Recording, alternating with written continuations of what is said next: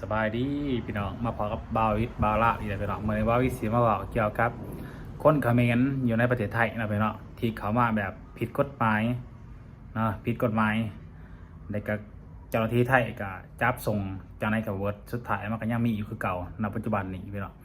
ขนส่งนี้ขนส่งกลับประเทศนั้นกลับประเทศจะได้กลับมาคือเก่าเพราะยังเพราะเขมร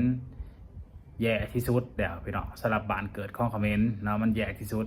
มันมียังกินนะพี่น้องไปเบิ่งคลิปนำกันนี่พี่น้องนี่คลิปเฮ้ยหยุดแล้วเป็นต่างด้าวด้วยใช่หนูรู้แล้วแต่หนูอยากไม่ได้กลับบ้านต้องนานแล้วค่ะ ทำไมถึงไม่อยากกลับ ไม่อยากกลับค่ะ ทำไมอ่ะ กลับบ้านก็ไม่มีอะไรกิน ไม่มีอะไรกิน ใช่หนูอยู่จังที่เกิดอยู่ได้ลูก2 คนแล้วหนูไม่ได้กลับบ้าน เดี๋ยวแป๊บนึงกับสิประมาณน่ะพี่น้องให้ฟังมาหนึ่งเนาะเจ้าหน้าที่เขาถือจับกลุ่มเจ้าหน้าที่ไปจับกลุ่มจะได้กับเบิร์ดเนาะสำหรับคนเขมรเนาะ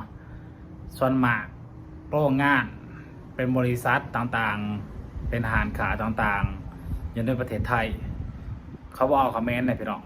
เนาะหรือว่าเป็นงานหัวงานสวนตะกี้เขาก็เอาเบิร์ดแรงงานเขมรแรงงานลาวแรงงานเวียดนามไปเฮ็ดเขามาความอดทนเนาะเพราะว่าคนไทยสไลด์เขาบริเหตุงานแบบนั้นงานประเภทแบบนั้นนะอยู่ในไฮในสวนหรือว่าเป็นลูกจ้างเป็นกรรมกรอย่างเงี้ยนะคนไทยก็บริเหตุปันไดสุดท้ายแล้วแรงงานเขมรแรงงานลาวแรงงานเวียดนามก็เขาไปเฮ็ดสุดมันมีประเด็นที่ว่าโดยเฉพาะเป็นแรงงานเขมรเนาะมันเกิดสงครามกับประเทศไทยนะเกิดสงครามมาในประเทศไทยกับพักดันแรงงานเขมรออกจากประเทศเนาะเพราะว่ามันมีอย่างเขาบ่ถือกันว่าซะว่ายังไงว่าบ่ถือกันเนาะแต่ว่าเขาบ่ต้อนรับแรงงานเขมรแล้วในปัจจุบันนี้เนาะ2 ปี26แล้ว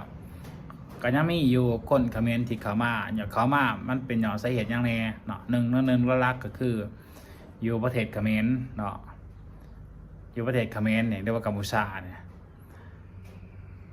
เศรษฐกิจมันก็แย่ค่าของสีมันก็แย่เบียดเฮ็ดงานทำก็แย่ไปเบิดทุกสิ่งทุกอย่างเนาะแย่กว่าลาวอีกก็ว่าหลายพี่น้องได้อยู่ประเทศเขมรนะเพราะว่ามันการสิหาอยู่หากินเนี่ยยากลำบากแห้งกว่าประเทศลาวอีกยากลำบากเนาะบ่มีหยังกินก็คือในคลิปเนี่ยว่ากลับบ้านไปบ่มีหยังกินแน่นอนก็เลยตัดสินใจบ่มีสิมีแต่ผู้หนึ่ง2 คน4 5 คนอะไรพี่น้องมันมีเป็น10เป็น20เป็นทีมงานเป็นทรายทดีที่เขาไปประเทศไทยเขาไปขอทานเนาะใครเบียเขาก็บ่ฮับแต่งานเขมรนะเขาบ่ฮับแต่คนไทยเขาบ่ฮับเป็นบริษัทเป็นอย่างต่างๆเขาบ่ฮับ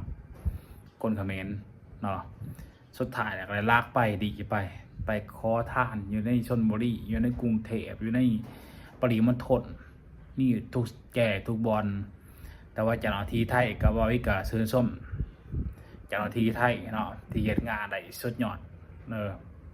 เห็นว่าเฮ็ดให้ประชาชนเห็นว่าโอเคก่อนหลังแรงงานต่างดาวแบบผิดกฎหมายบ่ว่าประเทศไทยบ่ว่าประเทศอะไรก็แล้วแต่พี่น้องที่เข้าไปในประเทศไทยที่เข้าไปแบบผิดกฎหมายก็ถูกจับเบิดบ่ว่าจะเป็นนักท่องเที่ยวอย่าเนาะเพราะดำเนินการผิดกฎหมายนะเข้าไปแบบผิดกฎหมายบ่มีวีซ่าบ่มีบัตรเฮ็ดเอกสารหยังก็บ่มีตัวอย่างคือเขมรนี่แหละตอนนี้คนเขมรก็คือดาราของประเทศไทยเลยตอนนี้คือจับส่งแถบทุกวันเนาะเต็มรถกระบะเห็นคลิปหนึ่ง30 คนใส่รถ3 คันนำส่งแรงงานเขมรข้าราชการแรงงานก็บ่ถือพี่เนาะขอทานเขมรเนาะอยู่ในประเทศไทยเพราะว่ามาขอทานเนี่ยไล่ๆมันก็สูงกันไหนคนไทยเป็นคนแปลว่าจิตใจเมตตาเป็นคนดีเป็นคนอีโตนโคตรแต่อีโตนศาสตร์อยู่พี่น้องแต่ว่ามันก็เฮ็ดบ่ได้เนาะเฮ็ดตามกฎหมายเพราะกฎหมายนี่ออกมาแบบนั้นเจ้าหน้าที่ไทยเขาก็เฮ็ดตามกฎหมายเนาะเพราะกฎหมายบ่ได้มีไว้ซื่อกฎหมายมีไว้เฮ็ดให้ปฏิบัติให้พ่อแม่พี่น้องประชาชนคนไทยเขาอยู่ดีกินดีมีอาชีพเฮ็ดบ่ให้แรงงานต่างดาวแรงงานเขมรมาญาติอาชีพของเขาเจ้าเนาะเฮ็ดให้คนไทยเลื่อมตาอาปากไปตลอดมีอาชีพเฮ็ด ตัวอย่างว่าทาง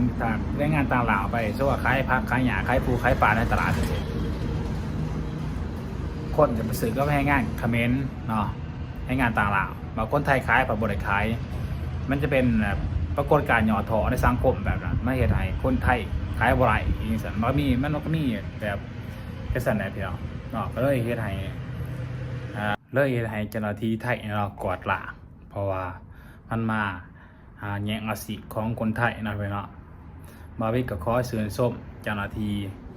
ประเทศไทยเนาะที่เฮ็ดแท้ทำจริงเฮ็ดตามกฎหมายอย่างแท้จริงเฮ็ดเพื่อประชาชนอย่างแท้จริง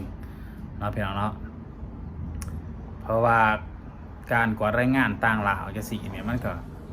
ถือว่าเป็นการดีให้กับพ่อแม่พี่น้องประชาชนคนไทยเนาะให้มีความเชื่อถือได้เพราะว่ามันก็ถือว่าดีเนี่ยสำหรับบาวิดคิดว่าบาวิดก็อยากเป็นแบบนั้นแหละประเทศบาวิดก็มันก็แต่สามารถเฮ็ดบ่ได้นะพี่น้องเนาะกวาดล้างทุกวันเนาะสุดท้ายแล้วในงานที่ผิดกฎหมายเนี่ยเขาก็จะดำเนินคดีเนาะดำเนินคดีจะจับปรับไหมบอกเขาว่าไปตามกฎหมายหรือว่าสิบส่งฟรีบ่แต่ว่าการถือแบ็คลิสต์บอยเขาประเทศไทยแน่นอนอยู่แล้วเขาบอยเขาไทยตลอดแต่เนาะพี่น้องเนาะถ้าว่าขึ้นแบ็คลิสต์นะถ้าว่าเขาไทยผิดกฎหมายเขาก็จะส่งกลับประเทศเนาะมีรถตำรวจเขาส่งกลับประเทศอย่างแน่นอนมาที่บริษัทเงินประจักษ์หรือว่าเสียเงินตัวนี้ก็บูกันเนาะคอมเมนต์มาบอกกันอีกแล้วพี่น้อง FC นายจะบริษัทเงินก็มีหรือว่าเสียเงินหรือว่าถึกปรับไหมก็ว่าอะไรเพราะเขาไทยผิดกฎหมายเลยพี่น้องถ้าอยู่เกินถ้าไพ่มีวีซ่าหรือว่าอยู่เกินกำหนดเขาก็ตัดวันหนึ่งปรับไหมวันหนึ่ง500 บาทเนาะแต่ว่าคือคอมเมนต์เสียมันเขาไปบ่มีหนังสือบ่มีบัตรอะไรอย่างนี่แต่กรณีว่าถึกจับเสียอาจจะเขาแบ็คลิสต์เนาะเพราะว่าเขาวางกฎหมายใหม่มาไทยเขาวางกฎหมายใหม่มาขึ้นแบ็คลิสต์แต่บ่ให้เข้าประเทศไทยตลอดชีวิตตัวยาวว่าน่าจะเป็นแบบนั้นคนที่เขามาขอทางก็ประมาณนี้นะเพื่อนเนาะบริกาอัดคลิปต่อไปว่าไรพี่น้องเพราะว่าความจำเข้ายึดมันหน่อยเนาะโทรศัพท์สื่อเข้ามาความจำมันหน่อยเลยพี่น้องขอโทษ FC ได้ไรเนาะกระซิบประมาณนี้เลยพี่น้องเลย